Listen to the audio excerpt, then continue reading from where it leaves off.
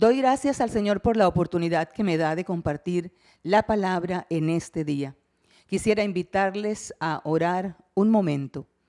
Padre, bendecimos tu nombre y te exaltamos. Te damos gracias porque tú eres nuestro Dios, nuestro Señor. A ti, Señor, clamamos para que tu palabra halle cabida en cada corazón y cumpla el propósito para el cual tú la envías. Gracias por estar con nosotros. Gracias por dejarnos tus pensamientos escritos para nosotros conducirnos en esta vida, en este peregrinar. Usa mi vida, Señor, conforme a tu propósito. En el nombre de Jesús. Amén y amén. A lo largo de la vida de la iglesia, son muchas las divisiones que han intentado debilitarla. Frente a cualquier problema o situación que intente socavar la unidad del cuerpo de Cristo, es menester enfrentarlo y frenarlo. Ninguna iglesia, ninguna congregación está exenta de ser atacada por este mal. Las divisiones se pueden presentar por muchas causas. No obstante, la palabra del Señor y lo que Él espera de nosotros como pueblo de Dios que somos, debe ayudarnos a poner freno a todo lo que intente dividirnos como iglesia. En la carta que el apóstol Pablo escribe a los Corintios, la primera carta, capítulo 1, versículos 10 al 17, nos habla acerca de una división que se presentó en el seno de esta congregación y cómo el apóstol Pablo fue usado por Dios para enfrentarla y para frenarla. Acompáñeme a leer entonces 1 Corintios capítulo 1 versículos 10 al 17. Os ruego pues, hermanos, por el nombre de nuestro Señor Jesucristo, que habléis todos una misma cosa, y que no haya entre vosotros divisiones, sino que estéis perfectamente unidos en una misma mente y en un mismo parecer. Porque he sido informado acerca de vosotros, hermanos míos, por los de Cloé, que hay entre vosotros contiendas. Quiero decir que cada uno de vosotros dice: yo soy de Pablo, y yo de Apolos, y yo de Cefas, y yo de Cristo. ¿Acaso está dividido Cristo? ¿Fue crucificado Pablo por vosotros? ¿O fuisteis bautizados en el nombre de Pablo? Doy gracias a Dios de que a ninguno de vosotros he bautizado, sino a Crispo y a Gayo, para que ninguno diga que fuisteis bautizados en mi nombre. También bauticé a la familia de Estéfanas. De los demás no sé si he bautizado a algún otro.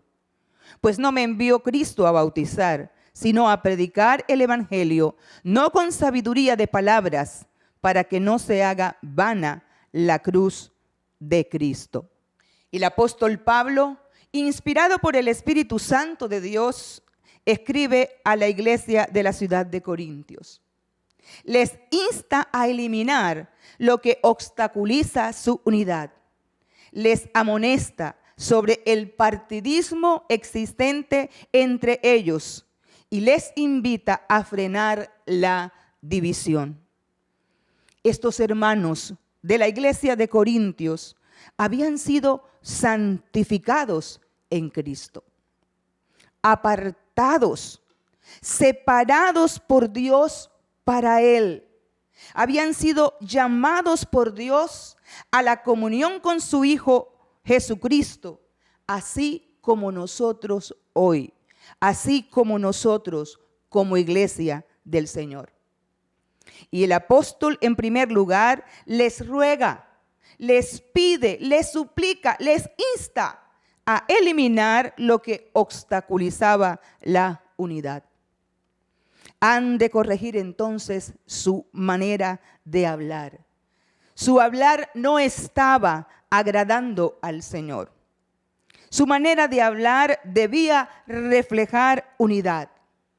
Debían hablar una misma cosa. En su hablar debían comunicar a Cristo y su mensaje. El Cristo resucitado no estaba presente en sus conversaciones. El enemigo estaba utilizando sus palabras. En sus conversaciones alardeaban.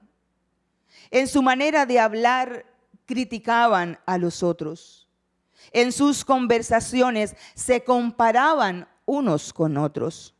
Murmuraban entre sí y unos creían ser más que los otros.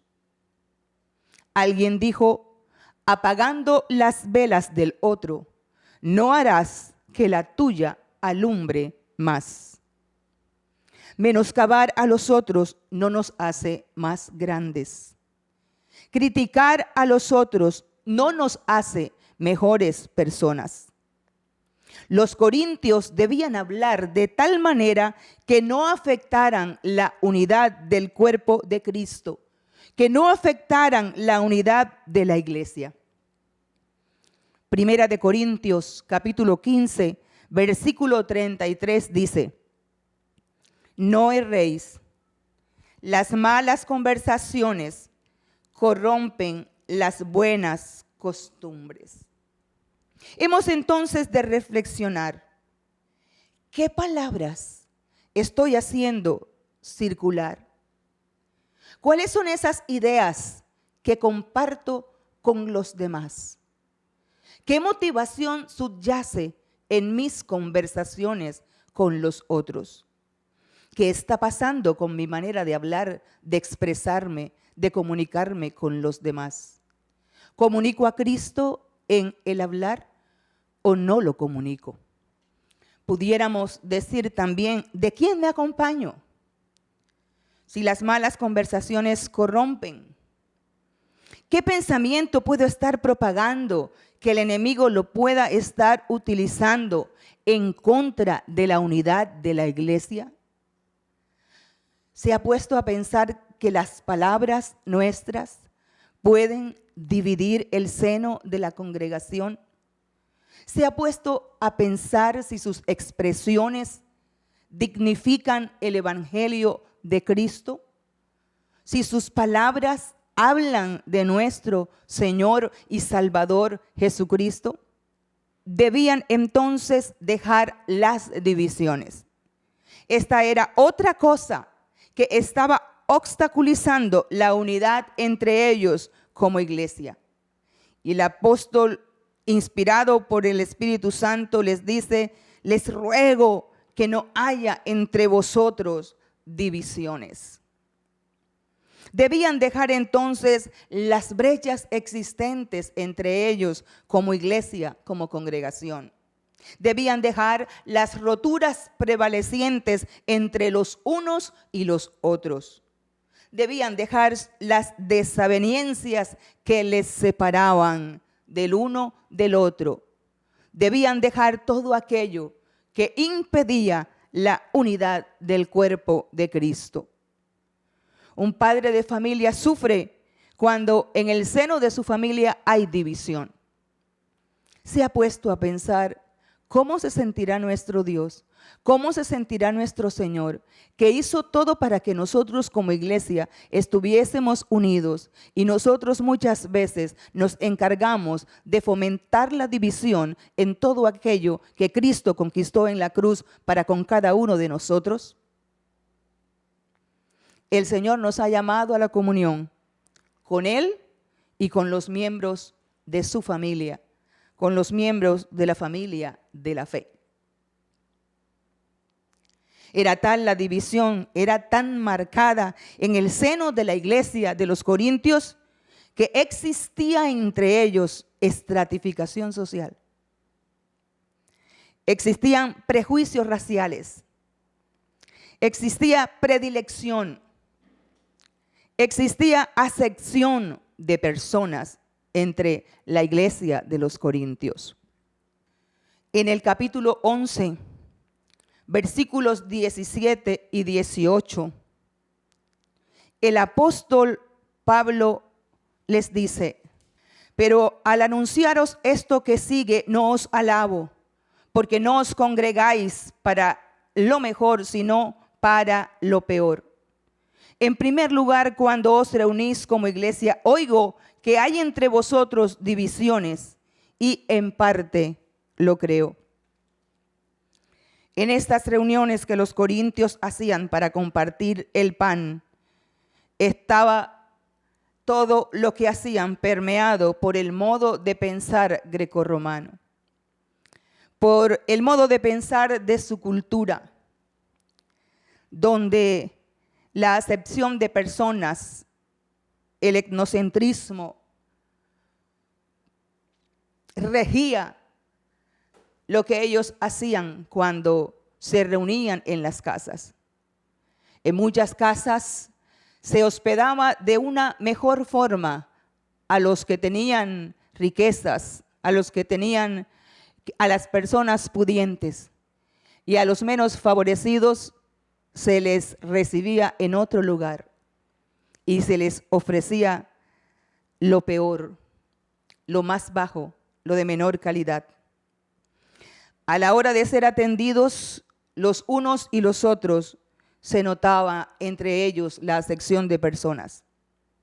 A la hora de celebrar ese compañerismo, los más adinerados, dice este capítulo de Corintios, exhibían su abundancia, llenaban sus vientres, y los otros eran reconocidos delante de ellos por su escasez. Unos mostraban su glotonería, su embriaguez, mientras que los otros, más desfavorecidos, pasaban hambre. Y esto sucedía en las reuniones de la iglesia de Corintio. Y dice la palabra del Señor que en sus reuniones avergonzaban a los desposeídos, menospreciando con ello a la iglesia del Señor. ¿Cree usted que el Señor podía pasearse en esas reuniones? ¿Se pasea el Señor en nuestras celebraciones, en nuestras reuniones? Los más adinerados ocupan los primeros lugares y despreciamos al que no tiene recursos, al pobre, al necesitado. La iglesia de Corintio no reflejaba la comunión a la cual habían sido llamados. Habían descuidado su relación con Dios, su compañerismo con Dios. Y por haber descuidado ese compañerismo con Dios, el compañerismo con los otros hermanos de la fe también se veía afectado. Sus relaciones estaban afectadas. No estaban siendo orientadas por los principios bíblicos establecidos para el cuerpo de Cristo, sino por la cultura que les circundaba. Muchas veces prevalece en nosotros la manera de pensar de nuestra cultura, el comportamiento regionalista ante lo que debe privar en nosotros como iglesia, como hijos del Señor.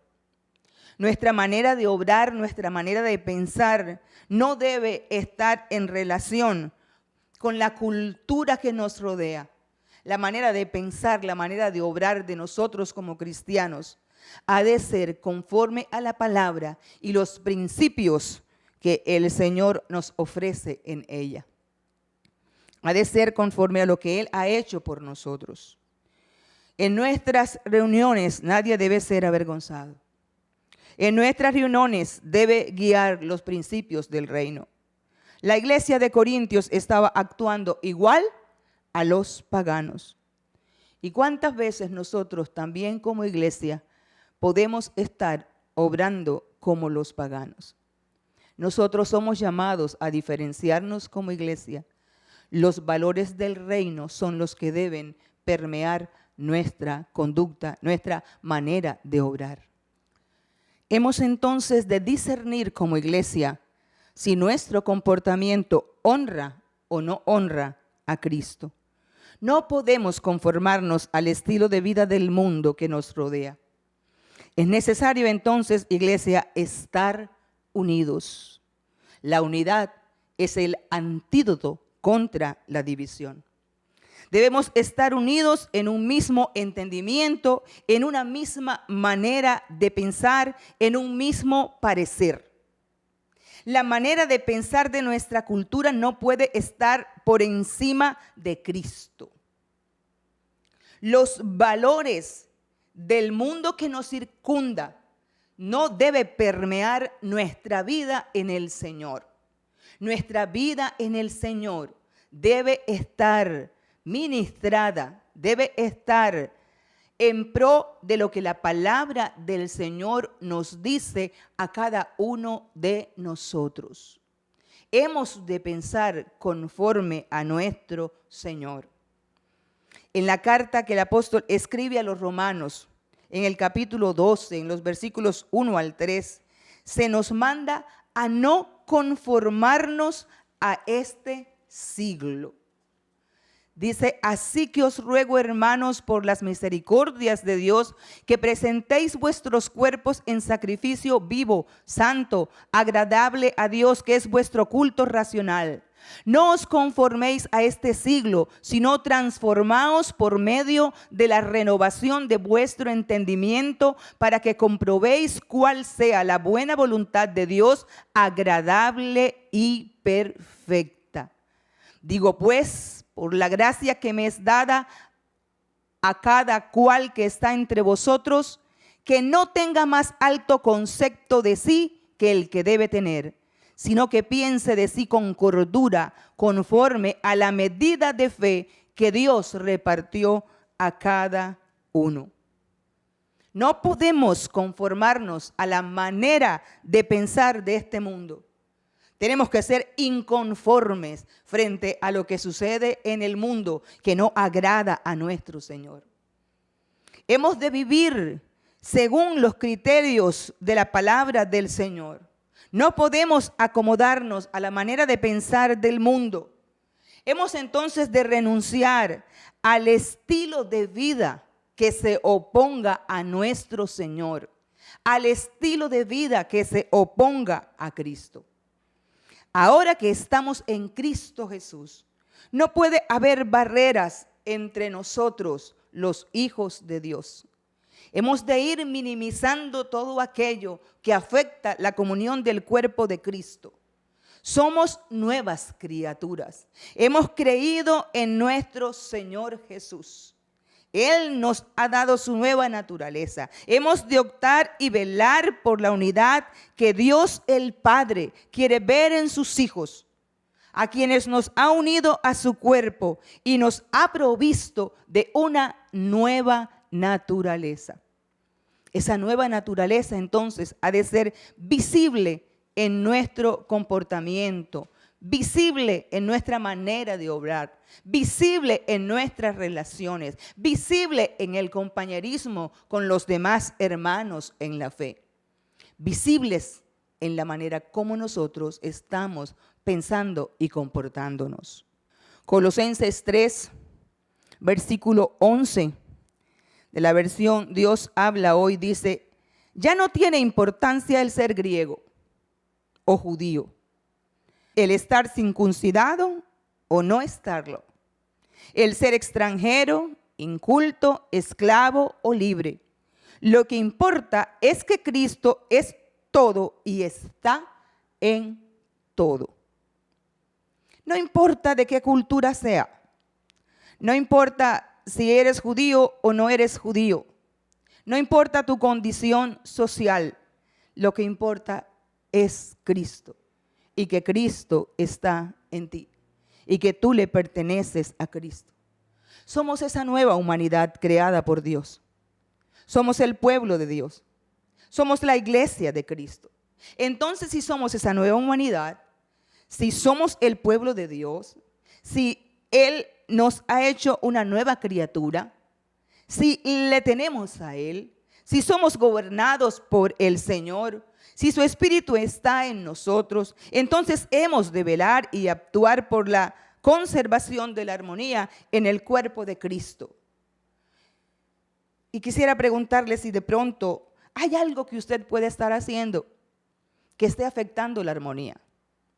¿Hay alguna manera de pensar que esté afectando su comportamiento y que no favorezca la armonía en el seno de la iglesia? Y por qué no decirlo también, la armonía en su hogar, la armonía en el trabajo, la armonía en las diferentes esferas donde usted se moviliza.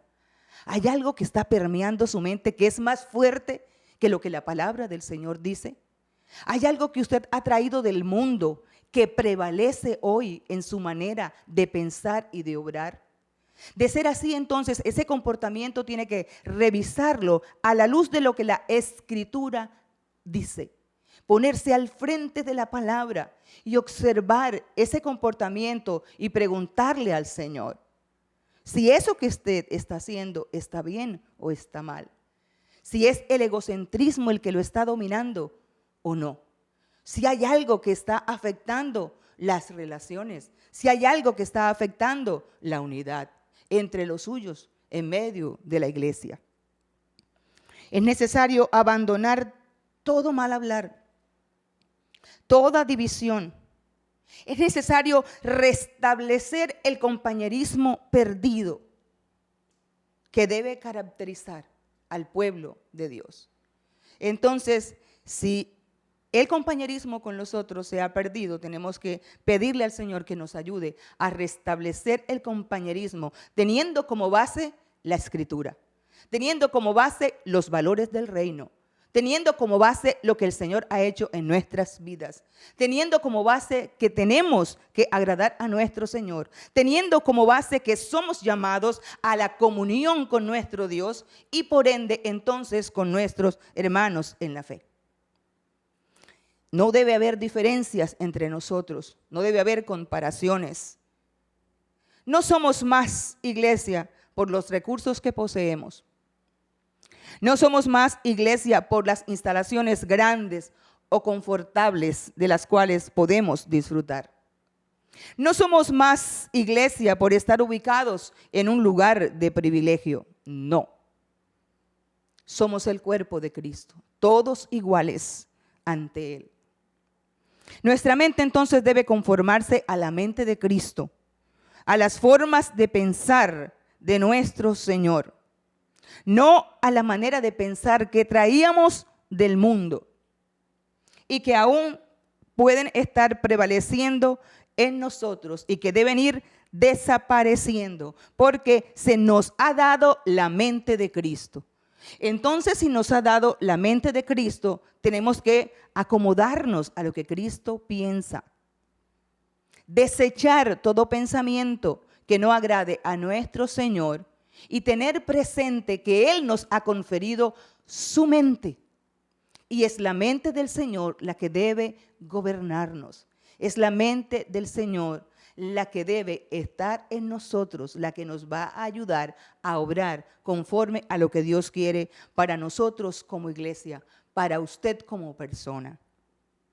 Cuando el apóstol Pablo se enteró de lo que sucedía en la iglesia de Corintios, inmediatamente tomó cartas en el asunto. Les había instado a eliminar lo que obstaculizaba la unidad. Es necesario entonces llenar nuestra mente de Cristo. Es necesario pensar en todo lo que ha hecho a nuestro favor.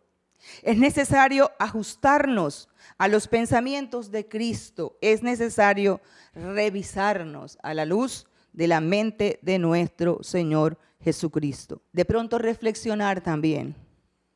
Esto que digo, esto que propago, esto que hago, ¿concuerda con Cristo y con la nueva naturaleza que Él me ha dado? El apóstol Pablo había sido usado por Dios para predicar el evangelio en la ciudad de Corintios, para abrir esta iglesia allí en esa localidad, en esa ciudad. Durante 18 meses, casi 2 años, les había estado enseñando la palabra del Señor. Luego transcurren 2 años, cuando él recibe informes del estado de esta iglesia. Se le habló sobre lo que estaba ocurriendo en el seno de esta congregación. Corintios era una ciudad griega. Los griegos daban mucha importancia al intelecto humano, a la elocuencia, a la oralidad. Y la iglesia de Corintios parece no haber cambiado. Parece tener la misma mente que les gobernaba antes de conocer a Jesús. Los patrones culturales de su mundo parecen estar todavía presentes en esta congregación. Su comportamiento hablaba de ellos. Sus acciones hablaba de ellos. Cuando el apóstol Pablo se entera de lo que sucedía en la iglesia de Corintios, inmediatamente toma cartas en el asunto. Inspirado por el Espíritu Santo de Dios, les escribe esta carta y les insta a eliminar lo que obstaculiza la unidad. Y ahora los amonesta en segundo lugar acerca del partidismo presente en su seno. Dice, quiero decir que cada uno de vosotros dice, yo soy de Pablo, y yo de Apolos, y yo de Cefas, y yo de Cristo. Cada uno tenía por más valor su modo de pensar, su propia sabiduría. Los predicadores en la iglesia de Corintios eran considerados como mercaderes que portaban sabiduría. Y esto estaba generando entre ellos contiendas. Entre la iglesia de Corintios se manejaban pleitos. Había peleas entre sus miembros. Existía contención. La iglesia de Corintios valoraba más el buen hablar, la personalidad de los predicadores que el propio mensaje del Evangelio de Cristo. Los predicadores eran catalogados según su elocuencia, según lo que ellos llamaban sabiduría, según la oralidad que manejaban. Y esto parecía ser la medida que usaban para recibir el mensaje que se predicaba. El apóstol entonces les confronta. Entre ustedes hay sectarismo. Entre ustedes hay favoritismo. Entre ustedes hay partidismo. En sus palabras hay sectarismo. En su manera de pensar y de obrar han desplazado a Cristo. Cada uno tenía su propio partido. Unos decían ser de Pablo, otros de Apolos, otros de Cefas, otros de Cristo. Había entonces sectarismo y partidismo en medio de esta congregación. La iglesia estaba dividida, la iglesia estaba parcelada. La iglesia no estaba unida. Cada quien parecía estar con la persona que más le agradaba, con la que más elocuencia tenía según ellos. ¿Cuántas veces nuestro corazón puede estar afectado porque nos dejamos llevar por el carisma, por la personalidad del predicador, de la persona que comparte el mensaje de la palabra, mas no del mensaje del evangelio? ¿Cuántas veces nos gusta más el estilo del predicador?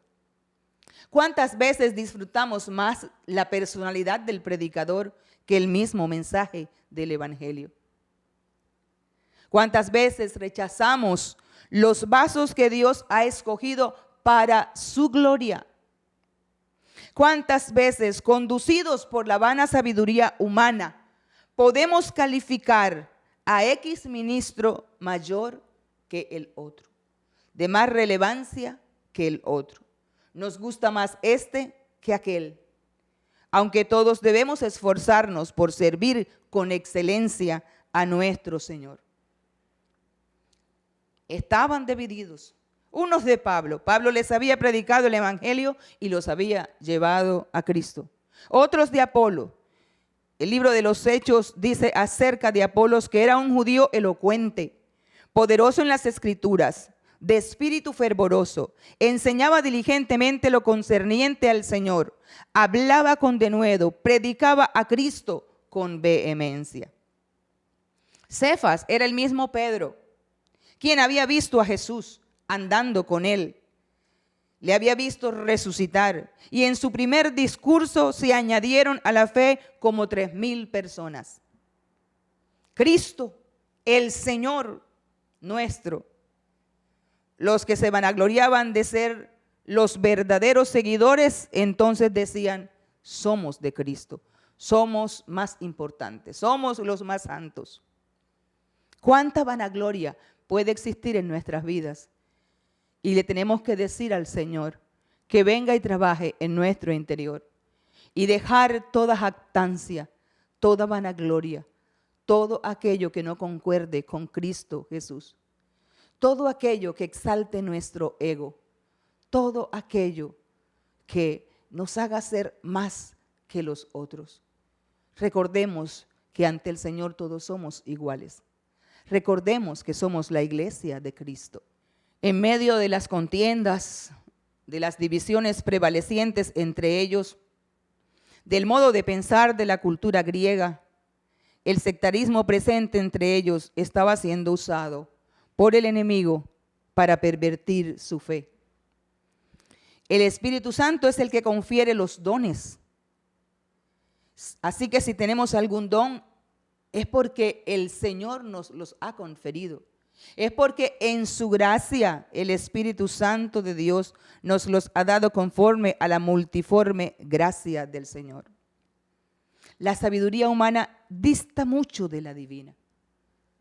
No podemos exaltarnos con los dones que hemos recibido del Señor. No podemos exaltar a los hermanos. Es nuestro Señor el que merece toda la gloria. El apóstol decía, porque lo insensato de Dios, si es que así pudiera ser, porque en nuestro Señor no hay insensatez, es más sabio que los hombres. Y lo débil de Dios es más fuerte que los hombres, entendiendo también entonces que en nuestro Señor no hay debilidad alguna. Y el apóstol Pablo dice esto para mirar cuán grande es nuestro Señor frente al ser humano. Cuán grande es la sabiduría de Dios frente a lo que el hombre pueda tener. Este partidismo estaba orientado por su vana gloria, por su vana sabiduría, por la manera de pensar del mundo que les circundaba. Evidenciaban también entonces su jactancia. Ningún líder, ningún dirigente, ningún expositor de la palabra debe ocupar el lugar que le corresponde a nuestro Señor Jesucristo. Si alguien debe llenar nuestros corazones por la palabra predicada, es el Señor. Poner por encima la personalidad, el carisma, la elocuencia, la oralidad, la sabiduría humana, desplaza a nuestro Señor. Y es el Señor quien debe recibir toda la gloria, toda la honra, toda la alabanza y todo el honor. El apóstol Pablo, escribiendo a los Gálatas en el capítulo 6, versículo 14, dijo, pero lejos esté de mí gloriarme, sino en la cruz de nuestro Señor Jesucristo, por quien el mundo me es crucificado a mí y yo al mundo. El mundo y sus criterios de valor entonces han de morir para nosotros como iglesia. Si en algo hemos de gloriarnos es en la cruz de Cristo. Si en algo hemos de presumir es en la cruz de Cristo. El Señor hizo todo por nosotros como iglesia. Todo lo que tenemos se lo debemos al Señor. Esa obra perfecta en nosotros la ha hecho el Señor. ¿Cómo no gloriarnos del Señor si todo lo que ha hecho a nuestro favor permanece en nosotros y nos lleva a Dios? ¿Cómo no gloriarnos en esa cruz si el Señor nos otorgó perdón, nos otorgó redención, justificación y vida eterna? La vida de la iglesia y su manera de proceder debe girar entonces en torno a Cristo. Esta forma de obrar de los corintios, este favoritismo, este partidismo, mostraba también su carnalidad. Obraban como si el Espíritu Santo no les hubiese regenerado. Andaban según la carne. En el capítulo 3, versículos 4 y 5, el apóstol les dice: porque diciendo el uno, yo ciertamente soy de Apolo, y el otro, yo soy de Cefas, ¿no sois carnales? En el capítulo 3, versículos 4 y 5, el apóstol les dice: porque diciendo el uno, yo ciertamente soy de Pablo, y el otro, yo soy de Apolos, ¿no sois carnales? ¿Qué pues es Pablo? ¿Y qué es Apolos? Servidores por medio de los cuales habéis creído, y eso según lo que a cada uno concedió el Señor. Se estaban comportando como los hombres que no tenían a Cristo. Se estaban comportando como si el Espíritu Santo de Dios no les hubiese regenerado. Se estaban comportando como lo hacían en el mundo. Su manera de obrar, de hablar, mostraba su escasa vida espiritual. Todo lo que somos, todo lo que tenemos procede del Señor. Es Dios quien en su gracia nos ha provisto nuestros dones, nuestros talentos. Somos tan solo servidores de Dios para la gloria de nuestro Señor. Él es quien nos usa, Él es quien nos ha llamado, Él es quien nos ha santificado, Él es el que nos ha separado para Él, Él es el que nos ha llamado a la comunión con su Hijo Jesucristo. Es Él el que debe recibir toda gloria, toda alabanza, todo honor. Ningún siervo de Cristo debe prestarse para promover, para suscitar el sectarismo, el favoritismo, el partidismo en el seno de la iglesia del Señor. En tercer lugar, presto sepamos que está sucediendo algo que genere cismas, que ocasione brechas, que produzca roturas en el seno de la congregación, debemos entender que es menester frenar la división. No permitir que nada nos divida. Es menester tener presente las verdades del Evangelio. El apóstol Pablo empieza a contrarrestar las palabras, acciones y modos de pensar de los corintios, haciéndoles una pregunta también. ¿Está dividido Cristo? ¿Fue crucificado Pablo por vosotros? Es una locura pensar que Cristo está dividido. Cristo no está dividido. ¿Fue crucificado Pablo por vosotros? No, quien ha sido crucificado por nosotros es Cristo Jesús. Cristo no está dividido. Cristo es indivisible. Si Cristo no está dividido, entonces, ¿cómo su iglesia va a estar fragmentada? ¿Cómo su iglesia va a estar dividida? Es absurdo pensar que Cristo está dividido. Es inadmisible pensar que Cristo está dividido. Entonces, ¿por qué la iglesia tiene que estar dividida? Entonces, ¿por qué debe haber sectarismo en el seno de la iglesia? Entonces, ¿por qué debe haber favoritismo? Entonces, ¿por qué debe haber comparación entre los unos y los otros? Entonces, ¿por qué se comportan de esta manera? Entonces, ¿por qué los más pudientes se les trata de una manera y a los menos se les trata de otra manera? Cada vez que detectemos una fisura en el cuerpo de Cristo, debemos pensar que así como el cuerpo es uno y tiene muchos miembros, pero todos los miembros del cuerpo de Cristo, siendo muchos, son un solo cuerpo, así también Cristo. Vemos cómo el apóstol utiliza aquí entonces la analogía, la imagen del cuerpo humano para recalcarnos la unidad de Cristo, lo indivisible que es Cristo y su iglesia. El cuerpo humano tiene un funcionamiento armónico. Sus órganos, sus sistemas son interdependientes, no funcionan de manera aislada. Así que la iglesia tampoco debe estar aislada de Cristo y Cristo tampoco es indivisible. Él murió por todos. Somos la iglesia de Cristo. Nos une un solo Señor. Nos une una misma fe. Nos une un bautismo. nos une un mismo Dios y Padre de todos. Se hace necesario entonces cerrar puertas a todo triunfalismo, a todo sectarismo mundano y velar por la unidad de la iglesia. El apóstol toma cartas en el asunto y sigue contrarrestando todo aquello que pudiera estar incidiendo y debilitando la unidad de la iglesia. Cierra todo aquello que posibilite una puerta abierta y que el enemigo estuviera usando para favorecer su jactancia. Parece ser que hasta el hecho de haber sido bautizados por manos del apóstol estaba incidiendo en la división existente entre ellos. Y Pablo les pregunta, ¿fuisteis bautizados en el nombre de Pablo? Doy gracias a Dios de que ninguno de vosotros he bautizado, sino a Crispo y a Gayo, para que ninguno diga que fuisteis bautizados en mi nombre. También bauticé a la familia de Estéfanas, de los demás no sé si he bautizado a algún otro. El bautismo, iglesia, nos identifica con Cristo, no con quien bautiza. No le pertenecemos a la persona que bautiza. No somos discípulos de la persona que Dios usó para bautizarnos. Somos discípulos de Cristo, no de la persona que nos bautiza. El bautismo es identidad con Cristo. Crispo era el principal de la sinagoga. Había sido bautizado por Pablo, pero era un discípulo de Cristo.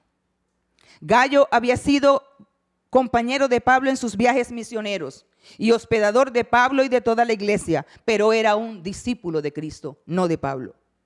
Pablo no había muerto ni por Crispo ni por Gayo.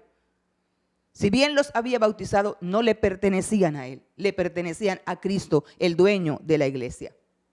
La familia de Estéfanas estaba al servicio de los santos, pero también eran discípulos de Cristo. Todos habían sido bautizados en nombre de Cristo, después de haber oído la palabra y creído. Habían testificado públicamente de su nueva vida en Cristo. Entonces, si tenían una nueva vida en Cristo y también la habían testimoniado en el bautismo, ahora también tenían que testificar con sus acciones de Cristo. El bautismo es la manera como respondemos de manera visible y públicamente de que creemos en Jesús. No es señal de sectarismo, no es señal de triunfalismo, no es señal de división humana, no. Es señal de que hemos creído en Cristo Jesús. No somos más porque el pastor nos haya bautizado, no, somos de Cristo.